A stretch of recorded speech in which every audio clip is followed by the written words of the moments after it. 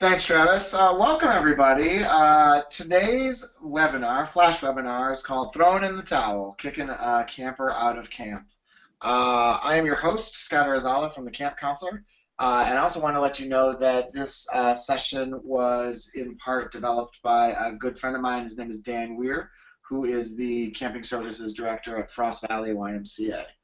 So I'd like to give him a little credit for some of the information we're going to go over today. A little bit about me. For those of you who don't know me, the company I run is called the Camp Counselor. It's a consulting and training company where I work with hundreds of camps across the country. During this time of year, I do a lot of this kind of stuff. I'm at a lot of the conferences. I also work with some folks year-round, do some legal work. I write a lot, that kind of stuff.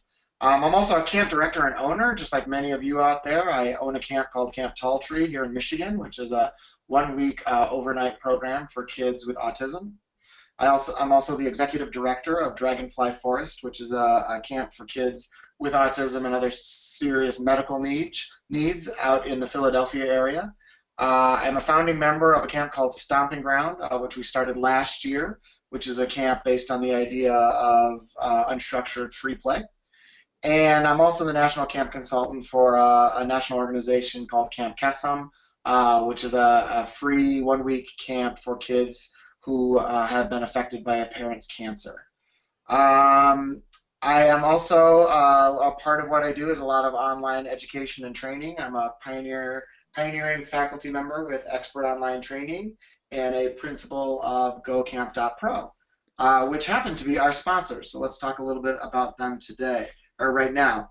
Expert Online Training was founded in 2007 by Dr. Chris Thurber and his friend Evan Helte, and it's a website that hosts a library of video training modules for youth leaders.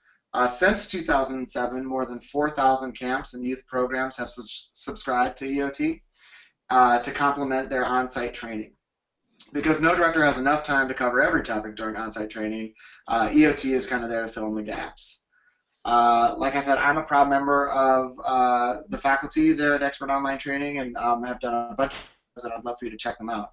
If you want to learn more about EOT, you can always go to their website, expertonlinetraining.com, or hit up this 877 number that you see right here on your screen. Our other sponsor is EOT's partner, GoCamp.pro. GoCampPro is a premier resource for directors' year-round professional development. Owners and directors of youth programs turn to GoCampPro when they want timely answers to pressing questions about management, staffing, program finances, marketing, and leadership. You can visit GoCamp.pro to learn more. Also worth mentioning that anyone who is a subscriber to EOT will get $100 off their first year subscription to GoCampPro, and vice versa. If you're a member of GoCampPro and you're really interested in Expert Online Training, you'll get $100 off that subscription, which obviously makes things more affordable. So a quick word about today's format. For those of you new to Flash webinars, it's a great format. We have a single host, which is me, with expertise in a certain topic area. And I'll present some information for about 20 minutes. We'll have about 5 minutes at the end of sort of a rapid Q&A. I'll sort of let you know when that's ready to go. And if you can use the chat box at the end there and hit me up with any questions you have, or you're obviously always free to send me questions via email. My email is right here on the screen. It's scott@thecampcounselor.com. It will also be at the ending screen. So that's a little bit about what we're going to be doing today. So let's do it. So you've made the decision. You're kicking a kid out of camp. So the question really is, now what?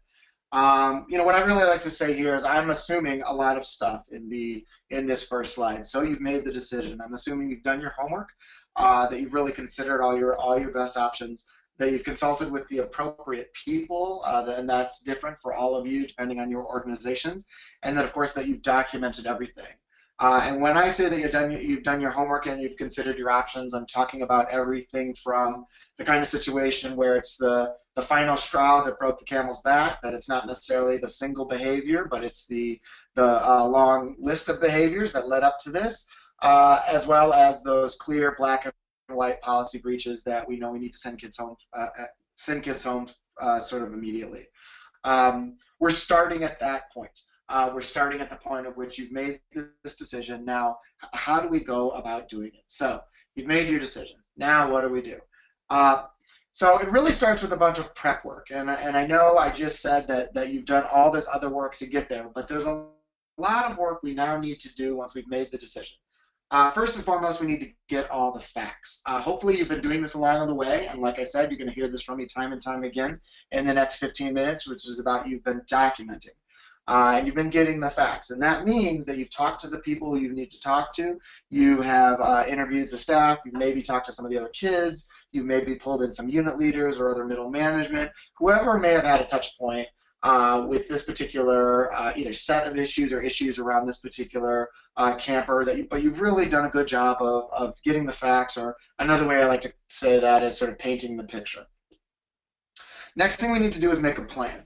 I want you to discuss and review the course of action. And really, what I really want you to do is pull in your colleagues, pull in other folks at camp, your assistant directors, program directors, other folks on the leadership team. If it's appropriate to go outside of camp, but stay inside your organization, you may need to talk to your supervisors, those kinds of folks. But really discuss and review the plan of action based on all the facts that you've got. Now, what are we going to do? And then, frankly, I want you to practice. When I mean practice, I want you to go through what the conversation is going to sound like with the parent, specifically your opening sentence. This is the one part that I always tell folks: you got to practice this opening sentence so it not only sounds smooth, but that you have an idea of how you're going to frame the conversation.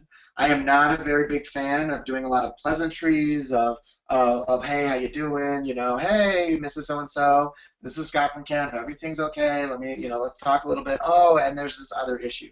That's not really it at all. I really want you to practice. Hello, Mrs. So-and-so or Mr. So-and-so. Everything's okay, but, or maybe you can use and. Here's the situation. And really try to keep that opening sentence short and sweet. In thinking about or practicing this, you are also going to dig down into the camper records to figure out who you're going to call and why. Is it mom? Is it dad? Is it grandma? Is it a guardian? Who is it and why?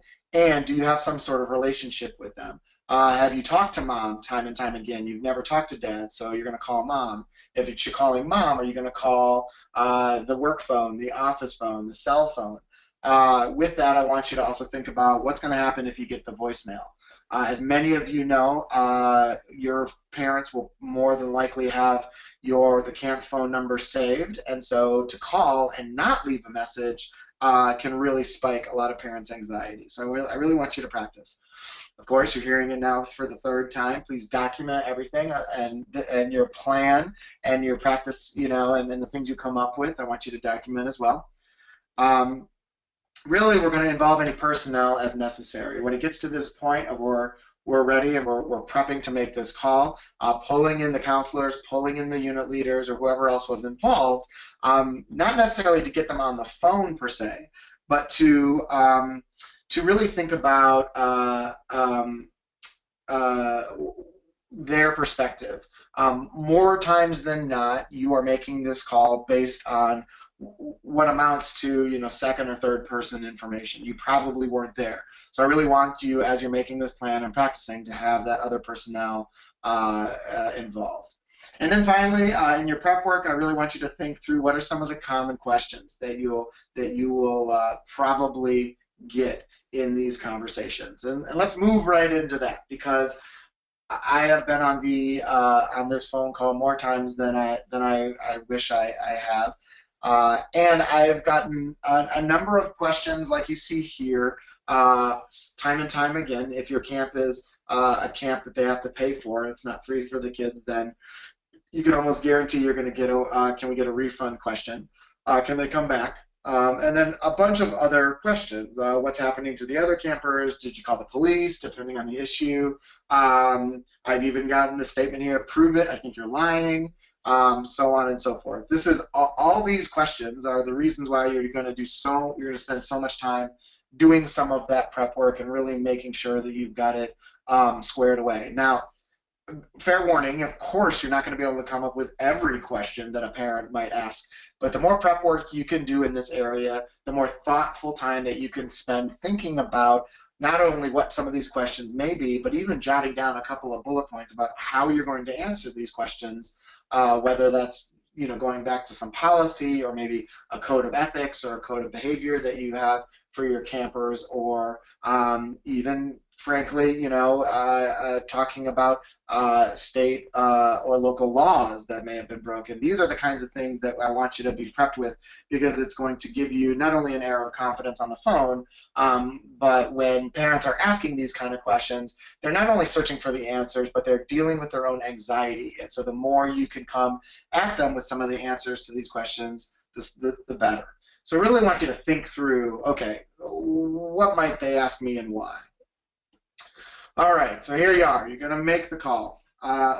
First thing you need to think about is, where are you? What's the environment?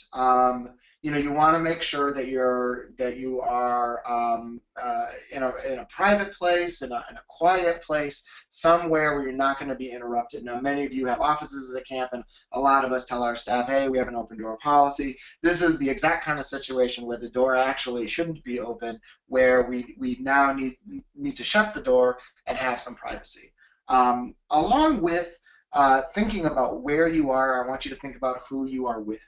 I always advocate in any kind of difficult conversation, whether it's in person with a parent or staff member, or whether it's on the phone like this. I want you to think through who is in the room with you. I would like it if there's an assistant director, a program director, or some other colleague on your leadership team who can, at the very least, hear one side of the conversation, maybe be documenting as a part of that. Not only is that good as far as your liability and making sure that we're not getting ourselves into a he said, she said, but frankly, folks, it's good development for anybody who has not been had the opportunity to make some of these calls before. For them to listen to you do it, I think is good development for them. So here we are. We're going to make the call. First thing I want you to do is obviously your opening statement that you have practiced now. Use hello, Mrs. So-and-so. Everything's okay, but here's the situation. Then we're going to get into what happened. And again, I'm not a big fan of sort of dancing around things or sort of trying to set up the scene. I'm more of a fan of just saying, okay, here was the situation. Whatever it is, here's sort of what happened. Here's what we did because of what happened. And so this is like the sort of staff facts. Here's why this is not okay. And what's interesting about that is sometimes we do need to spell it out for parents, even if on the surface of it, it's quote unquote obvious why this is not okay, or it's against the law, or it goes directly against the code of ethics or whatever. We just need to spell that out pretty clearly, because a lot of parents who are in this situation and are hearing this now aren't necessarily in a space where they're thinking very clearly necessarily about all of this. So why this is not okay, and then finally, what happens next? This is where I want you to talk through the timeline. Every camp is going to be different. So you may be in a situation where you have the kid in the office or the health center or somewhere else, kind of away from everybody else, and you can talk about, okay, here we're going to go for resident camps. We're going to go, pack up their stuff and make sure they're ready to go. For day camps, it may be we're going to go get their backpack and so on and so forth. I also want you to think through a little bit the experience of the kid, and that widens that timeline just a little bit, and that what happens next, because you're also going to think about, is it appropriate for the kid to go say goodbye to their friends? It may not be, by the way, but that might be something you want to think about. Do they have projects at arts and crafts or wood shop or other things like that you want to make sure that they have with them? Is it appropriate for a counselor to be there so that they can be that sort of lasting person that the kid has a connection with? All those things are judgment calls. I'm not advocating one way or the other for all those things, but that needs to be inside your what happens next kind of bullet point. And then finally, and this may be one of the hardest parts for most of us to do, which is to just to listen respectfully and listen really carefully. And when I say this, what I'm talking about is acknowledging their feelings without wavering from the plan. You can say stuff on the phone like, I hear you, Mrs. So-and-so or Mr. So-and-so. I know this is really frustrating and it's really upsetting. And, X, Y, and Z that happened is still not okay. And, we need you to come and get them. And then working through some of their questions, like, camp is 2 hours away, I won't be able to be there, this evening, can they stay tonight, kind of working through some of those questions that they have by really respectfully listening. All right, so you've made it through this phone call. Now it's after the phone call. If you have time, for some of you, your parents and your families are a couple hours away from camp, so you probably have a little bit of time. I'd love you to be able to sit down right after the phone call and just document what the phone call was like. And if you can do as much of, sort of, I said this was the response, this was the question, here was my response, and really get as detailed as you can. That's going to be helpful for you. If not, and if you're a camp that's right in the community that parents are 10 or 20 minutes away and you don't feel like you have time right now, you can ask the person that was with you to do some documenting while you go and get the camper prepared, or you can kind of sit on that and wait until the camper gets picked up. Either way, a big priority after the phone call is documenting.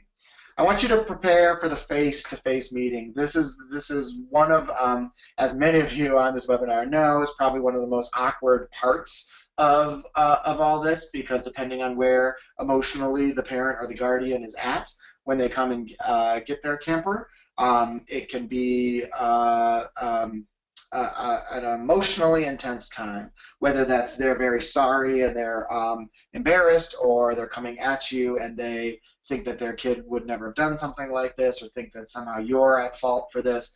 I want you to prep for that face-to-face meeting, and think about what that conversation was like and what you might need to prepare. I want you to get ready for the camper, get the camper ready. So again, collecting their stuff, so on and so forth. And then I want you to think about talking to the community. Before I go on with talking to the community, now's a good time. In about 2 minutes, we're going to turn it back over to all of you to see if there is any questions. So if you have some questions based on what I've already said, or some what-ifs based on some experiences, you guys can start typing them into that chat box, and I'll be able to check those out in a minute. Point number 4, talk to your community. Now this, again, depends a lot on what's happened. Some camps and some camp directors feel it really necessary to talk to everybody, so that everybody can understand why somebody is not a part of our camp program anymore. Some camp directors go the absolute other direction. We're not going to tell anybody. And again, I'm not going to be prescriptive right now. Every moment is different. But think about your community as far as who you need to talk to. Typically the counselors need to know that somebody's not going to be there anymore. Typically the unit leaders. Maybe the kids' cabin at resident camp or group at day camp need to understand why there's not going to be somebody there. But really think about talking to the community. What kind of prep work can we do, whether that's right now, because we've got a little while, or in the future after the kid leaves. Oftentimes, as all of you know, kids aren't making these kinds of bad decisions that they get kicked out of camp for in a bubble or by themselves. So oftentimes there are kids who know what's going on, and we want to help think about what that message is going to be like to them, and of course what they're going to say to their parents when they go home. They might not have made the same bad decision, but they certainly know what went down, and it's helpful for them to have heard from you about why we think things are going. All right, let's move on. All right, taking care of your staff, taking care of yourself, and taking care of your stakeholders. Oh, I see that you guys keep seeing my iOS notifications. I apologize about that. Take care of your staff. So this is hard. Kicking a kid out of camp is typically pretty hard on staff. They feel like they failed to some degree. They feel like they maybe could have done something else.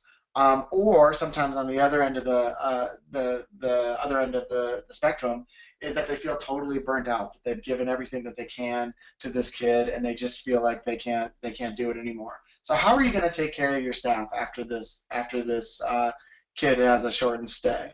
How are you going to take care of yourself? This is hard on us. This is hard on us as camp people. We all, at the end of the day, want kids to succeed, and we all take it a little bit personally when a kid has to go home early, even if it was for a clear violation of policy or breaking some pretty serious rules.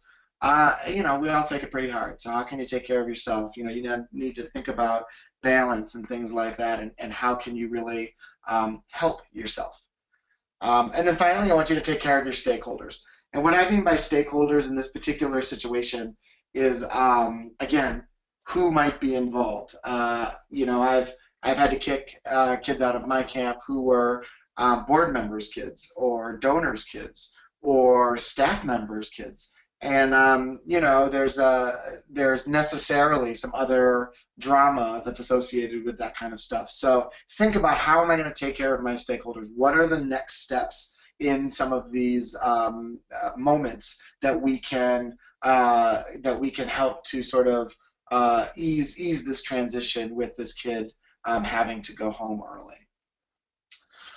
So with that, let's try and get into some questions really quick. If anybody has any questions, I'm not exactly sure if I'm seeing them all, because I think I'm only seeing some private messages here from Travis or from Chris. But if you have any questions, go ahead and type them in that chat box. Or if, Travis, you're receiving some that I might not be seeing, you can just speak up and ask me.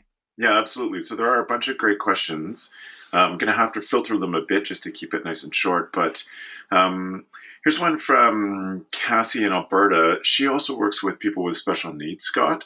And she says, with those higher behavioral concerns, in your opinion, how do you make the decision to send them home, being that they have higher needs, or versus, so how do you make that decision because they have higher needs versus assisting them in staying at camp?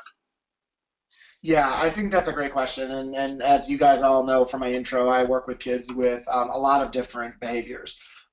So I think it starts with what your policy is and what your sort of explicit expectations are. So for us, I'll just use Camp Tall Tree for an example.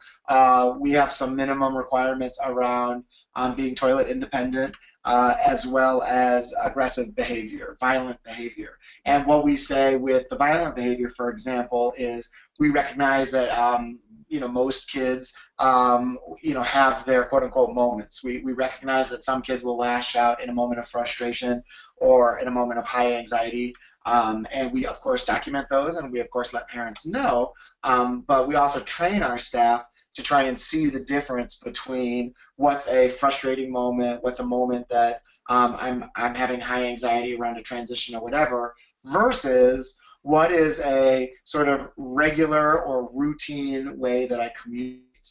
And that is something that after about the first few hours with a camper, you can start to understand, or at least with my campers, who some may be nonverbal and whatnot, you can start to sort of understand, okay, this is a pretty normal or sort of routine way of communicating. So again, with kids with higher sort of behaviors or different behaviors or higher needs, I think it starts with being very clear in your policies and your expectations that's sent out to parents.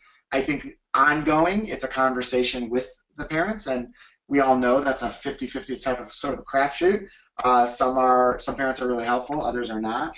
But having that conversation and keeping that going with parents, letting them know, hey, this is what went down, here's how we're working through it, do you have any other suggestions? And then I also think in a real-time kind of way, making sure that you're checking in pretty consistently with the staff that are working directly with the kids, because the staff are going to be able to draw out for you in that sort of get the facts bullet point that was in the beginning part. They're going to be able to paint the picture for you in a different way. And so again, unfortunately, there's not a black and white answer to that because it's all a bit subjective. But this is where doing your homework, making sure you're documenting, making sure you're talking to parents and guardians really comes into play. Great, thanks, Scott. Another good question, excuse me, from Eric Musselman. How do you handle the parent who's compliant on the phone but shows up at camp having stewed about it and demands to talk to staff or other campers involved? Yeah, well, that's a great question, and it's actually one that I've dealt with both last summer and 2 summers ago, almost exactly word for word how you described that. Well, we have a very clear policy that parents that come to camp in this framework can't talk to other kids or can't talk to other staff, and we try to clear out the area or wherever the kid's being picked up from, so that can't happen. I would talk about when it's other kids, because oftentimes kids' behaviors come in pairs. They're not doing some of these things by themselves, and so parents often want to question other kids. And we talk about confidentiality, we talk about privacy, we talk about parents' rights when it comes to all that kind of stuff, and we say, you have the right to talk to me about your kid, but not necessarily the right to dig into another kid. When it comes to staff, I'm a little bit softer on that. It depends on the situation, and of course, it depends on the staff member. If a staff member, if it's a fairly black and white behavior, and a staff member, I feel like the staff member could sort of handle themselves. I would maybe have that staff member with me when it comes time. But the last thing is when it comes to that particular situation, I've learned the hard way.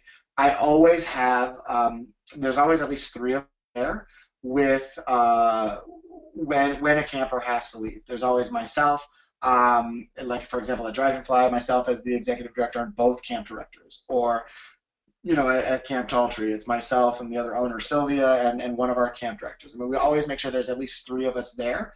One person can act as that sort of main point of information. The next person can act as sort of the almost the documentarian, right? The person who's just listening, so that doesn't turn into a he said, she said.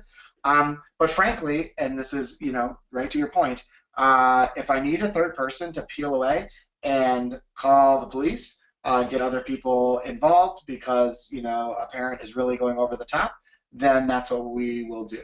And I have been in that situation before, and we have called the police before because a parent was being so sort of belligerent. So those aren't necessarily that helpful, other than understanding that that happens. So we just need to be prepared, and some of that can go into our prep work. Travis, I think we maybe have time for one more question. Yeah, there are tons of great questions, so I'm sorry we're not going to get to it, everybody.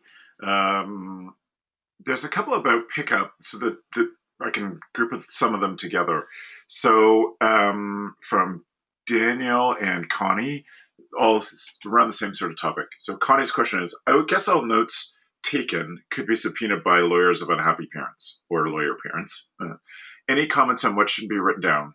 So sorry, this is a little different topic than I thought, but I can group another things. If you can give us quick advice on what notes, Scott, then I'll do one other quick question.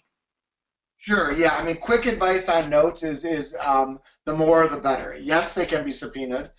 Yes, they could be in discovery if you ever got yourself into a legal situation. But having worked on a handful of legal cases as a quote-unquote expert witness, I will tell you that the more documentation that there is, the more credible you are as either a witness or as a defendant. And those are words that I have heard straight from a lawyer's mouth. I believe that you can't over-document something. Now, having said that, I think the one piece of advice that I've heard time and time again is to try and document as objectively as possible, so keeping out the sort of subjective commentary on how you felt about a certain behavior or those kinds of things. If you are a journaler at heart, you certainly can journal on those sorts of things in your private journal, but using, whether it's forms or frankly even a business journal that you have, but to document as much as you can in the immediate is, in my opinion, always going to benefit you. Great. So our last quick question, what if you can't send the camper home immediately or no one's able to pick them up? That's the one that had a bunch of different versions. And before you answer, Scott, Sure, sure. I'll just remind people Yeah, yeah, to well, email Scott for other yeah, questions. absolutely. And I'll leave my email up here for the next couple of minutes so that you guys can do that. Please feel free to email me with other questions. This one's a tough one. And this one is now that we're only in February. I would love for everybody on this webinar to really think through this and maybe put some pen to paper as far as creating a policy about this. But fact of the matter is that if you've made the decision to send a kid home and a parent is saying, well, we can't come and get them, then you have one of two options. You can take them home yourself if you have those kind of human resources and ability to do that. Or you can call Child Protective Services and have them, or the police, and have them come and get the kid. That's a real tough call to make, and there's definitely no sort of blanket answer. I've been in the situation where I've called not only the primary caregivers but every emergency contact, and I can't get to anybody. And so I'm just going, literally going down the list. And I'm looking at Facebook, and I'm trying texting, and I'm trying, calling just the office of the company to see if, I can get to somebody that way. So you might have to get a little creative about actually getting to somebody. But at the end of the day, if you have a policy that states, if we've made the decision to send a kid home, and within X amount of time, 24 hours, a parent has not picked up their kid, we reserve the right to call Child Protective Services. And if we have put that statement into our waiver. I mean, it says that in black and white on our waiver. Now, we all know on this webinar that parents don't read that stuff. So we might want to make it a little bit more clear if we've had some ongoing issues with that, or if we're in if we're in the long runway to something that might be sending a kid home. If this behavior continues and you are worried about that, that might be something that we say, and that I want to make sure that you're available to me in the next couple of days if this behavior continues, because the logical consequence is that he or she will have to go home. So, well, thank you all for all of those questions. And again, if you have any other questions and want to email me, that's great. My email is scott@thecampcounselor.com. I want to be sure that everyone tunes in on Monday, March 21st at 3 p.m. For a webinar hosted by Steve McGuire called Meaningful Meetings, 15 immediate ways to improve the quality of our meetings. I'm really excited about this. I can't wait to see what Steve has to say about all this. So on behalf of Expert Online Training and GoCampPro, I want to thank you for tuning in today. If you missed any part of today's webinar, please visit our blog pages at expertonlinetraining.com or gocamp.pro. We'll post a recording of this entire presentation, and you'll also be able to download a PDF of a handout that I am trying to get together that goes along with this presentation. So thanks, everybody. I'm Scott Arizala, wishing you a wonderful preseason and a wonderful summer. Thank you all very much.